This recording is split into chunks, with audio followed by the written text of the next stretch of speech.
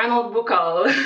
Je sais que j'avais dit que j'en ferais pas un autre parce que c'était vraiment mon objectif. Puis jusqu'au 25 mars, j'ai réussi, mais ouais, j'ai une couple de livres à vous présenter.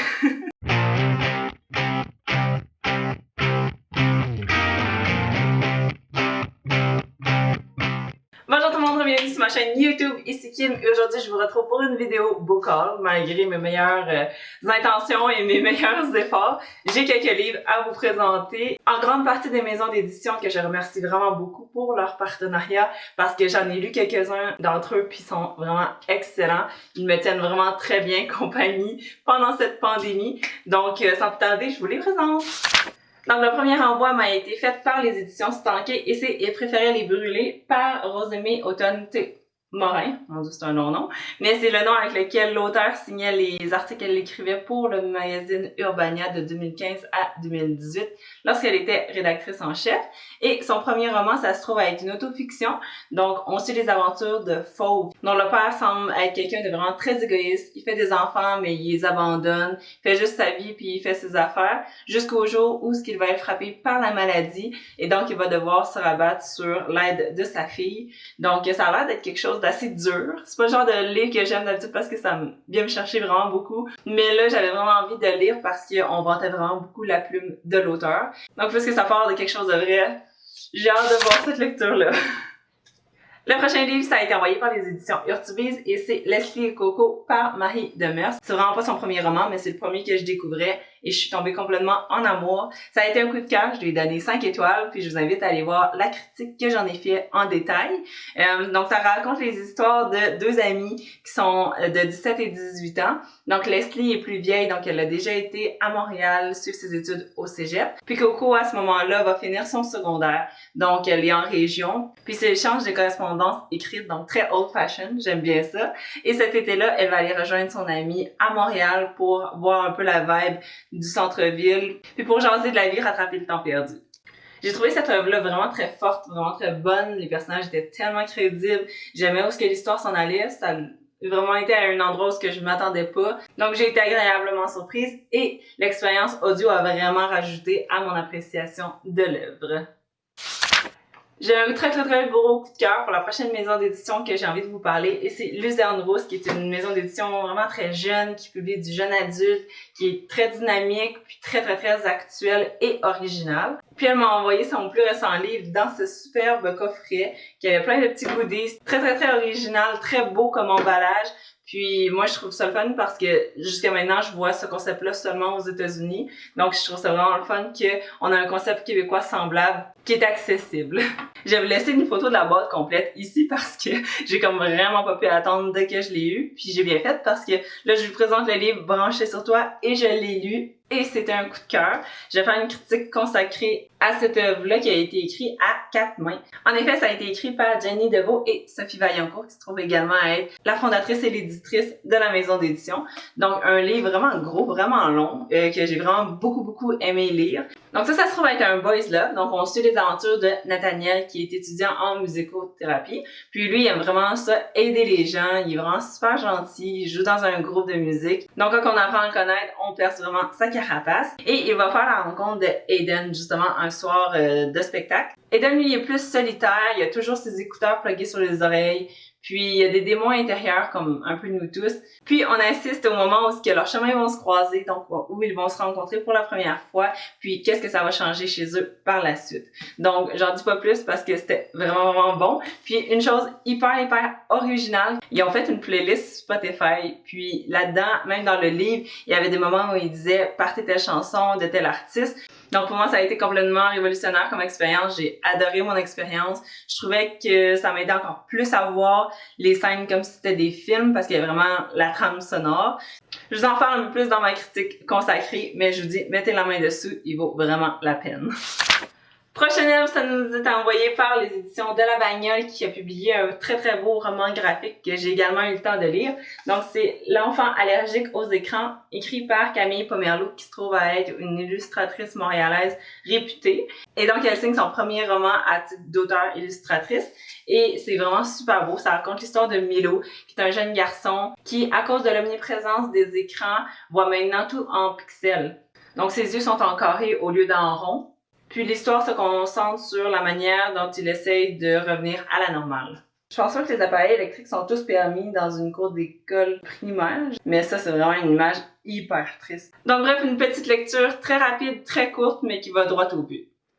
Le prochain livre me vient également des éditions de La Bagnole et ça se trouve à être La vie compliquée de Léa Olivier, qui a été écrit par Catherine Girard au dev il y a vraiment longtemps, mais là on publie un tome un peu zéro qu'on qualifie pour un peu introduire la série sur Clip Illico. Donc ça raconte l'histoire de Léa Olivier qui est une jeune fille dont la vie va complètement prendre un virage lorsque ses parents vont lui apprendre qu'ils quittent leur village natal pour aller s'installer à Montréal. Donc elle va laisser tous ses amis derrière et son chum. Qu'est-ce qui est fun dans l'adaptation de la série, c'est qu'on nous dit qu'il y a 10 personnages principaux puis qu'ils se partagent un peu à tour leur rôle la narration d'un épisode. Donc si vous cherchez un divertissement pour vos jeunes, ça peut être une bonne option.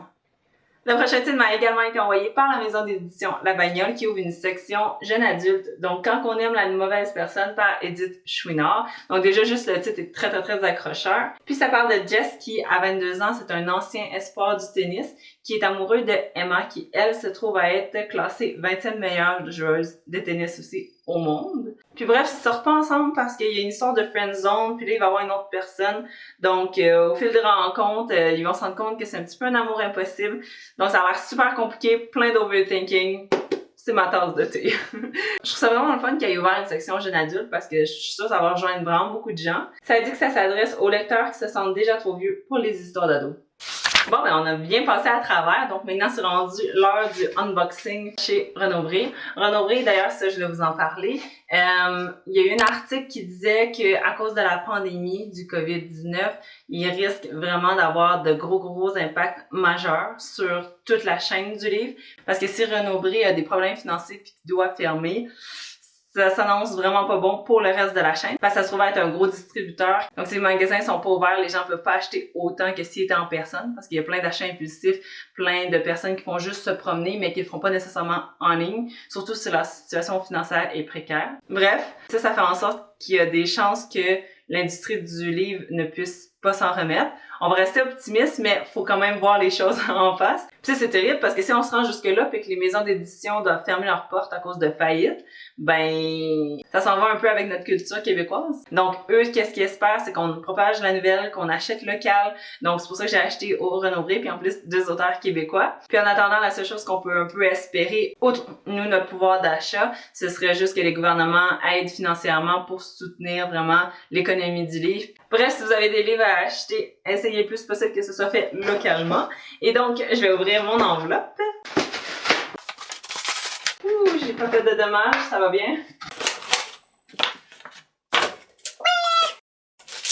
Donc, premièrement, on avait The Test par Sylvain Neuvel. Donc, on pense que c'est américain à cause que c'est en anglais, mais non. Sylvain Neuvel, c'est un écrivain québécois qui a publié, entre autres, la série Sleeping Giants. C'est ça, il a été recruté par nul autre que Charlie Brooker pour écrire des nouvelles à la Black Mirror. J'étais très intéressée par ce genre d'histoire-là. Et Sylvain Neuvel en avait écrit une qui s'appelle The Test, qui je pense est plus une nouvelle, vu que c'est super court.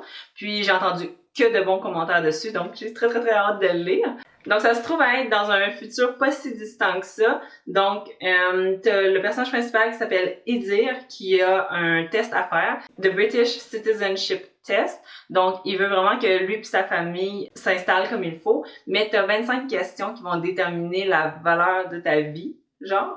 Donc 25 chances pour impressionner. Puis quand le test va prendre une direction un peu inattendue, Idir, quand il va se voir confier le pouvoir de la vie ou de la mort, il va se questionner à propos de comment on fait pour évaluer la valeur de la vie de quelqu'un d'autre quand on a des choix multiples.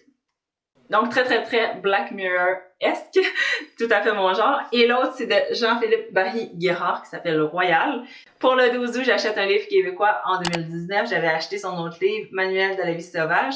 Puis j'avais vraiment trouvé ça super bon. Mon chum, on l'a aimé. La plume de l'auteur qui était vraiment près de ce qu'on parle. Donc il n'y a pas de belle phrase pour tout enjoliver ça. C'est vraiment comme on parle. Un peu comme Michel Tremblay puis son joual, mettons. Mais encore plus actuel. Donc dans celui-ci, on retrouve un personnage qui était dans le livre Manuel de la vie sauvage. Mais cette fois-ci, au lieu d'être dans une entreprise qui développe des chatbots, on se trouve à être dans la faculté de droit de l'Université de Montréal qui, selon ses dires, est vraiment le dépotoir de l'humanité. Ça a l'air vraiment l'enfer. En plus, si tu portes attention à toutes les images, quand même.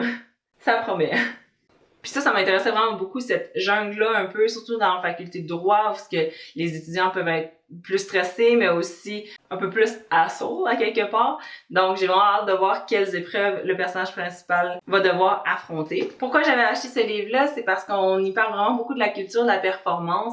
Puis en plus, avec la plume de cet auteur-là, qui est très cynique, j'avais hâte de voir les dessous de cette faculté-là, parce que le droit, ça m'intéresse vraiment beaucoup. Donc je vous en parle bientôt! Alors, comme petit reminder, voici tous les titres que je me suis procurés. Je suis quand même vraiment très contente de dire que j'en ai lu quelques-uns là-dedans. Donc, c'est pas juste la nouveauté que j'empile sur les livres que j'ai déjà que j'ai pas lus. Donc, je remercie vraiment toutes les maisons d'édition qui m'ont envoyé leur service de presse. Ça me touche vraiment beaucoup, puis j'ai hâte de lire vos livres. Pour le mois d'avril, à part peut-être encourager local encore, la même affaire, je pense que je vais essayer de me tenir tranquille niveau acquisition de livres. Niveau service de presse, de toute façon, ça va stagner à cause que les bureaux sont fermés. Donc, ça va me laisser le temps de lire tous les livres que j'ai derrière moi qui ne sont pas encore lus. On se retrouve vendredi pour la vidéo résumée de mon défi du mois de mars, donc de lire que des classiques. Je vais les ranker pour vous en ordre de préférence, ce que je fais jamais d'habitude parce que j'aime pas ça, genre dénigrer une œuvre. Mais là, il y a vraiment eu des citrons et je vais vous en parler. Donc bref, laissez-moi savoir dans les commentaires quel livre vous avez acheté au cours du mois de mars et on se retrouve vendredi prochain. Bye bye!